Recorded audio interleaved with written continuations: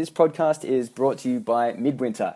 These guys were a startup, an entrepreneurial startup some 10 years ago, way before it was even cool to be a tech startup, and have since then gone on to win every single award year after year after year when it comes to financial advice software.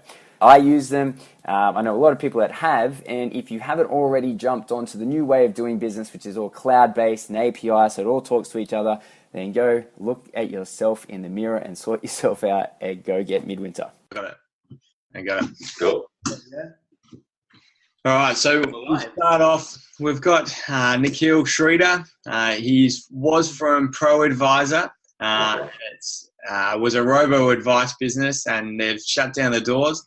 And now Nick's with Macquarie as a BDM. So thanks for coming, Nick. No worries. Thanks very much for having me. No worries. So we're going to talk about, we'd love just to know, what was Proadviser and what did you guys do? Just to start off, give us a bit of background.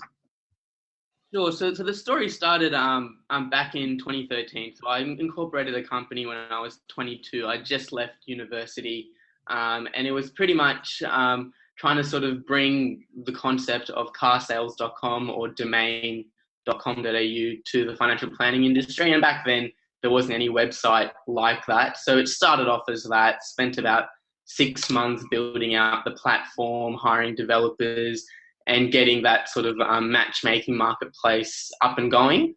And sort of once 2014 came around, the tech was ready, and it was just sort of getting out in the financial planner community to get advisors signing up and also to get clients using the platform. So it started off as a bit of a lead generation marketplace, which we did quite well numbers wise. We did about 500 leads a year of various quality, but we found that not every single one of those leads were ready to pay for financial advice or sort of progress with a financial advisor, and we were sort of looking for a way to incubate those prospects till they were ready to meet with a financial planner, because that was our business model, which was also the moment at which we got paid as well. So it was so that's sort of when the robo advice hype sort of started coming in. That was sort of to the later half of last year, and we decided that we could build it ourselves. So me and Shuman, my co-founder, who's the software engineer, we spent about 3 months building out the robo advice technology in the later half of the year, and we launched in January this year, pretty much on our last legs, as a way to see what we could potentially do if this was the catalyst that would give us the success that we needed. But we ran out of money, and we just wanted to take it as a bit of learning and take things forward from there. So it started off as a lead gen marketplace, and then ended off as a robo advice platform. Yeah, right.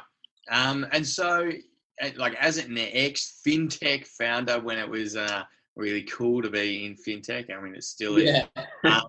What are the kind of pitfalls that advice businesses, so advisors, need to consider when implementing new technologies?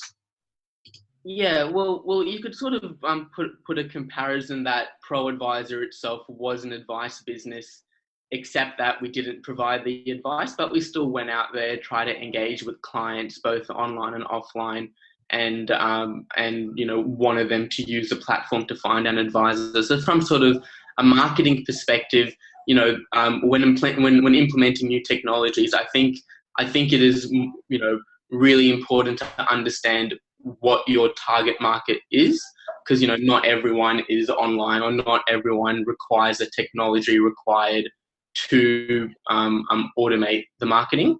And then the other thing is is sort of figuring out what sort of business you want to build. Like, there's nothing wrong in having a super tech focused business, and there's absolutely nothing wrong in having a traditional business where you may have may be a little bit paper heavy, but that's just sort of how you want to run your business. So it's sort of marrying up the both and just finding technology that fits in between both of those sort of criteria that you have. And there's heaps of technology out there. It's just a matter of finding the right one and customizing it for it to work for you. I guess because we had Ian Dunbar on last fortnight and talked about how do we think about bringing in different technologies. I guess from your point of view, if we how do we, because there's a fear from advisors that we jump into a technology and then they may fall over because they don't get the next round of funding. So how do we as advisors evaluate that? Is there any way we can do that? Well, in the sense that you're asking about sort of how you'd implement a new feature and whether or not it works, or in terms of building a proprietary technology piece for your business that's not out there?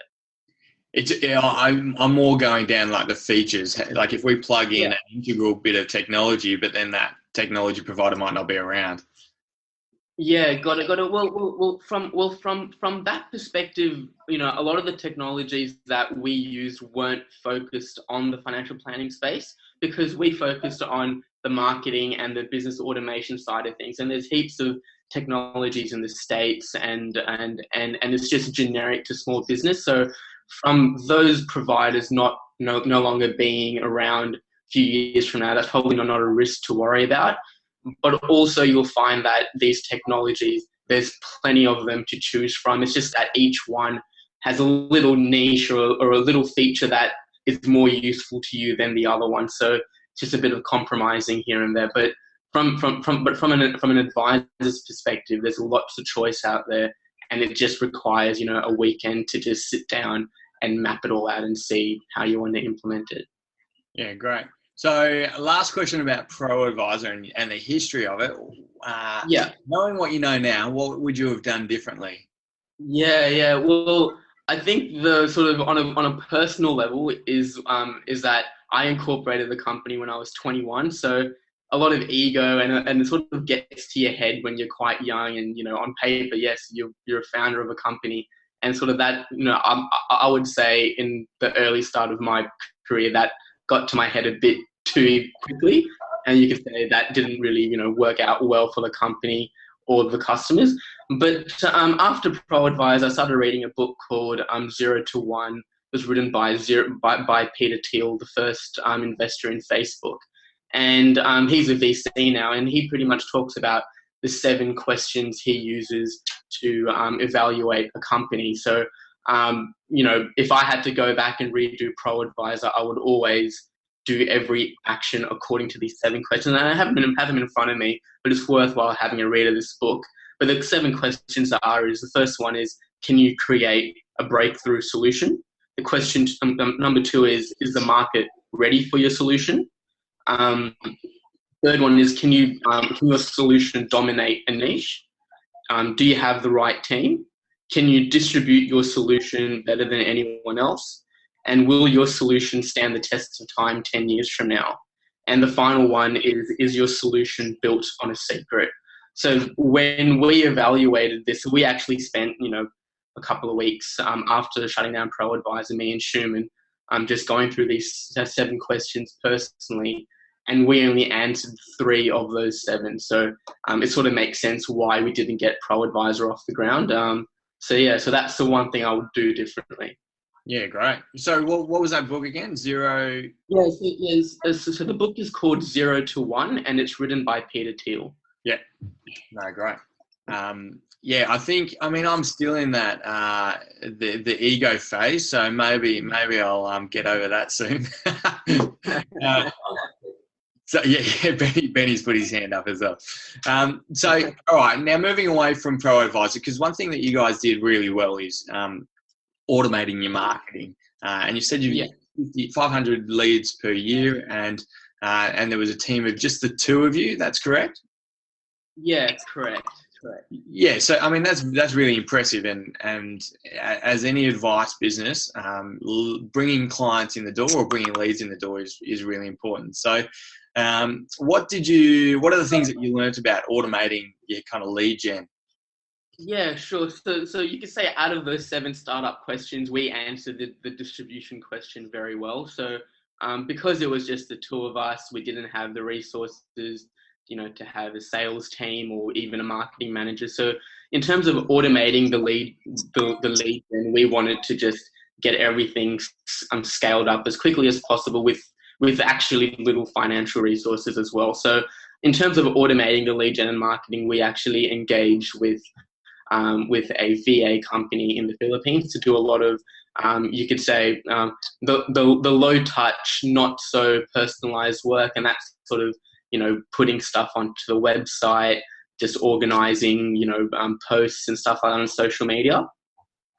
But then off the back of that, we read into this really good blog that we like a lot. It's called Quick Sprout, which is written by Neil Patel, and he's one of, you could say, the thought leaders in the internet marketing space, and it pretty much covers off on everything from Google AdWords to SEO to social media advertising, and he has lots of great content. And off the back of that, we developed a 42 touch point marketing funnel, which we implemented into Proadviser, and that pretty much would, it had a whole bunch of ebooks in there, a whole bunch of lead magnets, and also advertising off Facebook and Google. And it was pretty much, we had constructed in such a way that the client would bounce around receiving information or be a part of this lead funnel until they were ready to see an advisor, which was in our view when we got paid. So that was our conversion. But as a financial advisor, you would have a 42-point, marketing funnel before that lead even comes in to see you, and then you'd have a longer nurturing campaign once they're already on the books, because that first meeting may not lead to a client signing up immediately. Yeah, wow, a 42-point touch point funnel. Yeah, for me, I'm very unsophisticated when comparing to Proadviser. Mine is they give me a call and I go from there. So, guys, for everyone who's watching, Nick's had heaps of experience about the marketing and automating marketing with 500 leads. So feel free to ask as many questions, and we'll get to it towards the end of the interview. So kind of ask away, and the questions won't be missed. So my next question, I'm an advisor. I run my own business. I would love to know kind of 5 things, because for me, it's difficult to build out a 42 touch point thing while I'm still servicing clients. And it's kind of that goal that may be a bit unrealistic. But what are like 5 things that we should do, today or this week that can help us? Correct. Well, I think the first thing is to figure out your ideal target market and where they spend most of their time.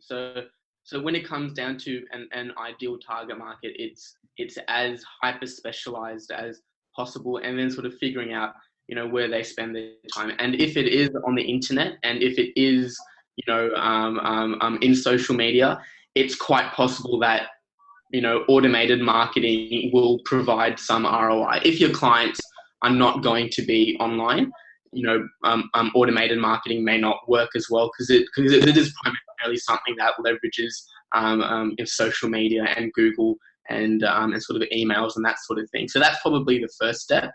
The second step is to map out your entire customer journey. So I actually learnt this when I was with the Entourage. I'm not sure if you guys have heard of Jack Delosa and the Entourage, but essentially I did that for a year, and one of the talks was on marketing, and it was pretty much mapping out the entire customer journey. And it starts at the moment, let's say in financial planning, like a year before they actually come in to meet you, the very first moment they even think about buying a house or, consolidating super or whatever that is.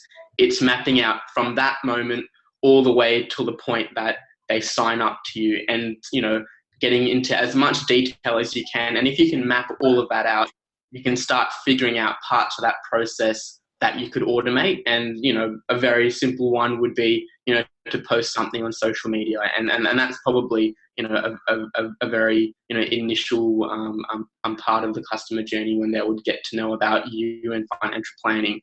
And then once you do map out that customer journey, the third point would be to start small, like just start automating a really simple, really quick and, not so risky thing to automate. Like if something does go wrong, it's not that big a deal. And, for example, that might be curate a post for Instagram every day, or it might be to just create an ebook and market it on your email list. So start small and just build off the top of that. So pretty much the fourth thing that you would do is, from that first task, start going back to your customer journey and start building out automations along the way. And what you'll notice is that there's heaps of apps out there that can do it for you. So you might have an app like Schedugram, which will do all your Instagram posts 1 month in advance, and it just ticks along on its own. Or you might have an app like Lead Pages or Unbounce, which would do your lead capture on your own website. So you can start adding in all those components.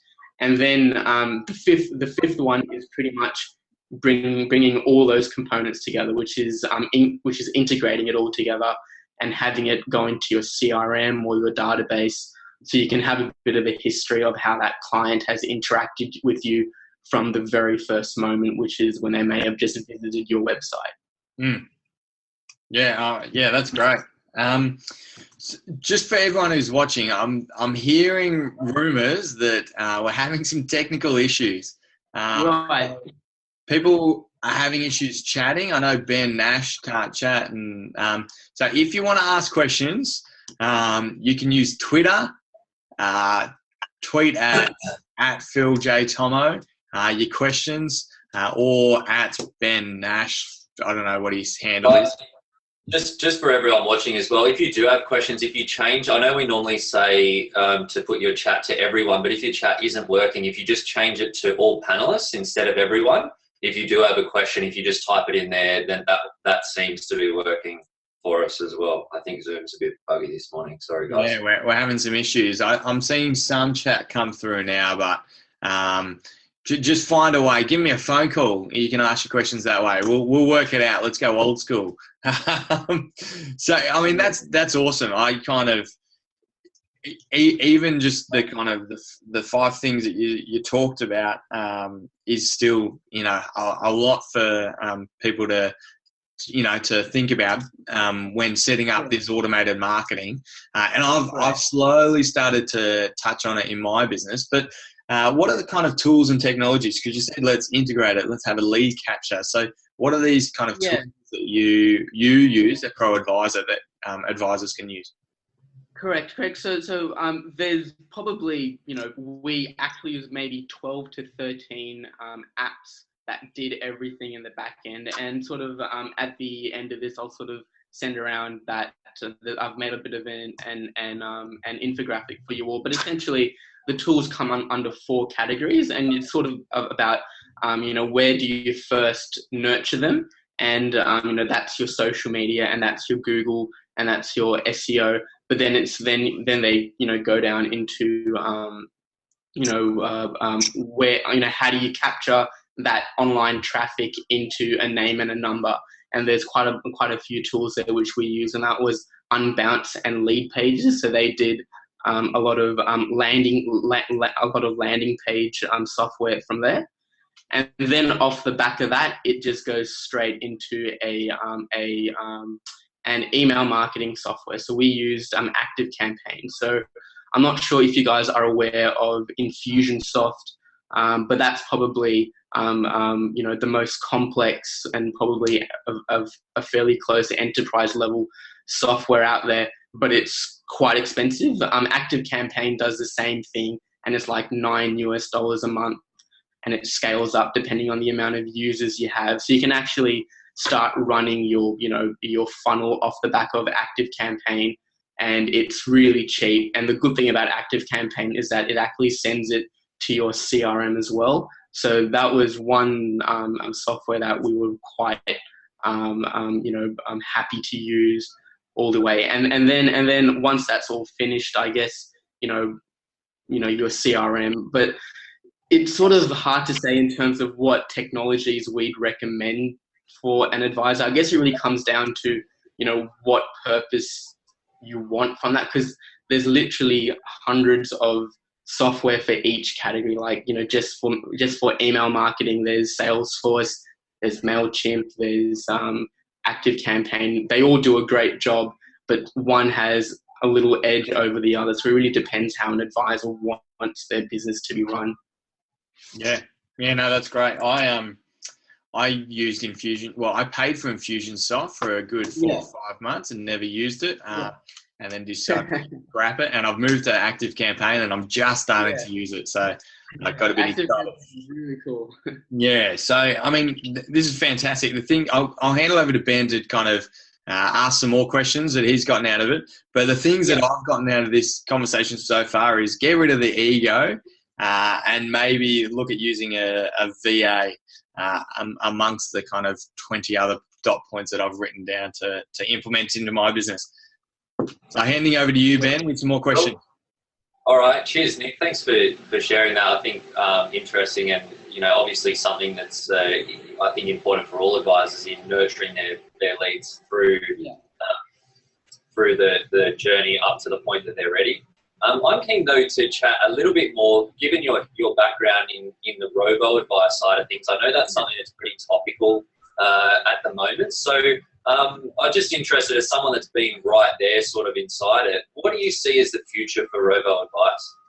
Yeah, so when we started, it was in October, November, about this time last year when, the hype was big. The bigger firms had just raised money. Future Advisor was, probably 2 or 3 months after selling to BlackRock for millions of dollars. The robo advisors in the country had just started raising money. So it was fairly, we got in at the bit of the hype. And to be honest, from our experience from being in there and sort of trying to get clients on the books, it's really expensive. Like because we were doing lead generation, we were able to get leads, leads in for about $100, $150. And that was regardless of whether they were a $7 million account that needed advice or they were just a mum and dad just looking to refinance a mortgage. So that was the sort of average value to get a name, email, and a phone number and a committed client. That was the dollar value to get someone in. And for robo advice, in hindsight, we probably should have just referred back to these numbers and probably said, let's not bother about it. But it's just very expensive, to get someone in where they might have a $20,000 portfolio and they're just sitting in there ticking over with some ETFs. You're not going to make a lot of money off them. You probably run at a loss. And from an advisor's perspective, it's probably better to refer them to a robo advisor and have that thought leadership than having to build it yourself or run that model yourself, because it's going to be quite expensive to still service it. But also, this is probably something that a lot of the viewers or the general industry may not believe in, or sort of. So me and Schumann's experience with robo advice is that it was all about trying to get the 80% of Australian citizens, or to get financial advice. But from our experience, we actually think maybe the 80% don't need structured financial advice. Maybe it's best for them not to see an advisor for very basic things. And maybe it's just best for them to just go and read a book or just do self-education, because that's probably going to be better for them in the long run. So I think robo advice, the hypothesis is that the 80% need advice and, look, we're going to build technology that can do it at a lower cost. But maybe the secret is that the 80% just don't need it. Yeah, that's interesting. I think it is definitely, I think you're right to a degree that there's a bunch of people in that space that could benefit from something in a low touch model. So I think that's a great question to ask. Just going back to your point, you said so it's like $100 to $150 to get a lead in the door. Do you have any stats on what the conversion was off the back of that? Yeah, so because we were handing them out to our advisors and we were sort of tracking to see, how long it took and when those clients converted, we were probably seeing about 1 in 20, 1 in 15 actually converting into customers within a 3-month period. And that's sort of the reason why, even though we were quite good at getting leads through online, why we didn't sort of, pursue that even further, because just the conversion rates weren't great. But that being said, these clients were still interested. And, from my brief experience working at Macquarie, there's some advisors here that are working on clients for, 2-3 years at a time, and then they sign up. So it's just, we are in an industry that is, it's a long sales cycle, and you just have to be prepared to keep nurturing them. So from a, running a lead generation marketing company, it's all about cash flow as well. So we just couldn't wait beyond 3 months to wait for a lead to convert. So that's sort of the conversion is out there. But then who knows, as you would all know, it just takes a trigger 6 months from now or 3 months from now for that same client to go, oh, you know what, I need to have a chat to Ben again. I need to have a chat to Phil again.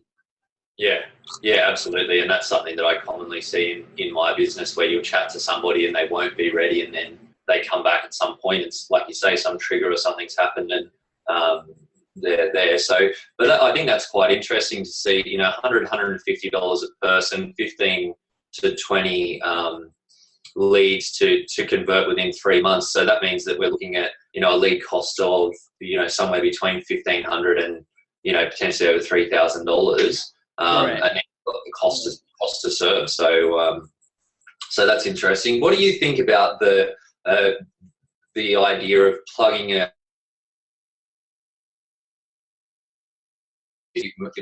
for say, imagine for myself, I've got my high touch model that I work through with clients, but do you think it's a viable option because I come across people where maybe they could benefit, like you say, some of the 80% that they just some simple advice or super or portfolio management. Do you think that's viable?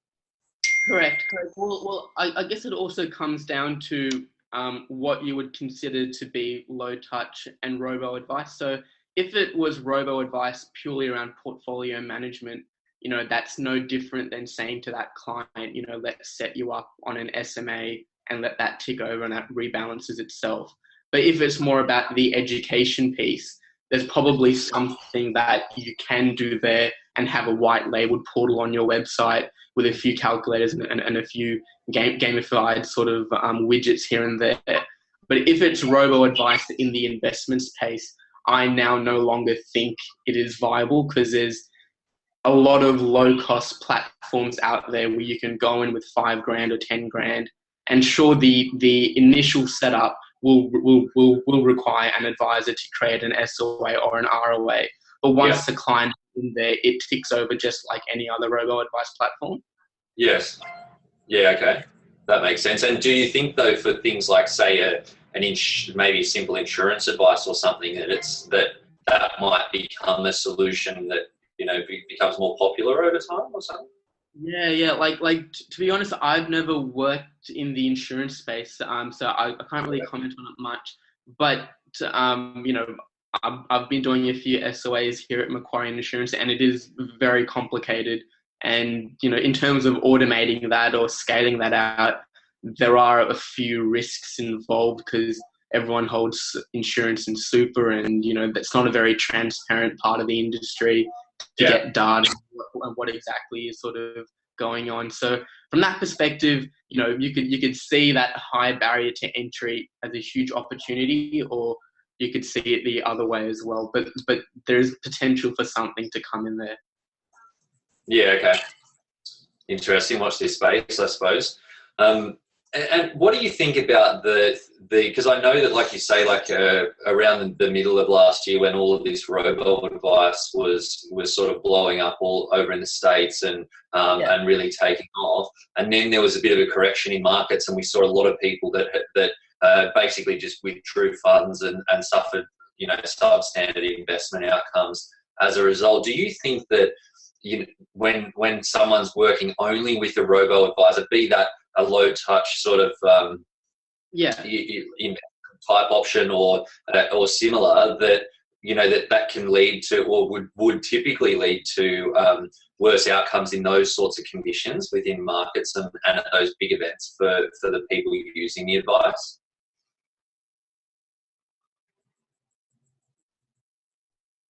Hello, Nick. Is investing. He's thinking. But, Sorry, we just lost you for a second there. Oh, okay. Yeah, there we go. I mean, is it all Yep. good now? Yeah. Yes. I guess it also comes down to sort of, the type of client that you have on the books as a robo-advised investment client. And from that perspective, sure, a client with more capital in there will be more susceptible to, bigger movements and may require an advisor. But then, your lower balance clients, below $10,000 is what I'm sort of considering here. That would be using robo advice. Those market corrections, sure, they may want to speak to an advisor, but even at that level, it might be best for them to just, learn about it on their own. Because I think, the cost that, like for example, when I was younger, I learnt the stock markets by losing money, and I probably wouldn't have done it any other way. Because it's better than going to uni and doing theory on the markets. But when you lose a couple of $1,000s, it's, you actually understand why it happened. So in a way, when markets correct themselves, the younger generation or the low balance account holders should probably see that as learning. But for the bigger accounts, I think Personal Capital in the States and, even Vanguard is doing it quite well, in the sense that you do get the opportunity to speak to an advisor once or twice a year to discuss your portfolio. And that's probably a better way to go around it. But that being said, I still think, the experiment is still yet to be, answered. And that's, will clients convert from robo to full advised clients in the future? Interesting. So many sort of watch this space type questions, right? Yeah. Cool. Okay. Well, that's awesome, and it's great to get that insight, just in terms of your views, having been so close to robo. I'm sure we could chat about this all day, but I'm keen to get to some of these questions from the guys watching in. If anyone else is watching in, if you've got questions, it seems like the chat's sort of working. If yours isn't, you can just type to all panelists and it should come through to us. First question we've got from Jenny Pierce. She was asking, did you have a board of advice or a circle of trusted advisors that were helping you through the process when you were setting up your business and getting started? No. So when I first started, I really had no idea what I was doing. Entity was set up, website was set up, and it was pretty much off the back of that and just trying to figure it out on my own. And that's probably the other thing that I would have done differently, is actually, have a structured process with mentors out there to catch up at least once a month, or, a couple of times a quarter, to just bounce off ideas in a structured manner. Like we did reach out to, you could say personal mentors and colleagues in the industry here and there, but it wasn't in a structured manner, and such as a board of advisors or anything like that. Okay. Yeah, and that's probably, you could say, like no one's there to guide you to do it correctly. Yeah, I think that stuff definitely helps, and even when you're involved in coaching programs and those sorts of things, I know that having a mentor is something that's given me heaps of benefit when launching my business. And actually, that's probably the reason why I joined up to the entourage sort of in that first year of business, was because I knew that I didn't know what to do, but yeah. Yeah, I think that's something as advisors that we can probably do a bit better, that we probably don't do as well as we could do. So the next audience question is from Mark Rottenstein. He said, where can I find a consultant to help set all of this up and making sure that it's cheap? Yeah, sure. So actually, since we stopped Proadviser in about April, May this year, both me and Schumann have been getting requests from sort of people in our network to do stuff like this. So we're in the process of launching our own little sort of consulting company on the side, where we'll just do marketing automation. So it's called amoebalabs.com.au. It's still being built, still being sort of organized, but there's some information on there And yeah, we're more than happy to have a chat. How do we spell that? Yeah, so let me put it in here. Yeah. There we go. So it's all in there.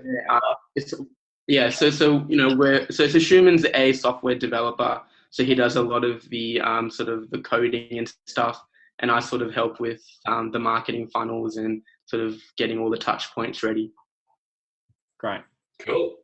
Got a question from Clayton Daniel here.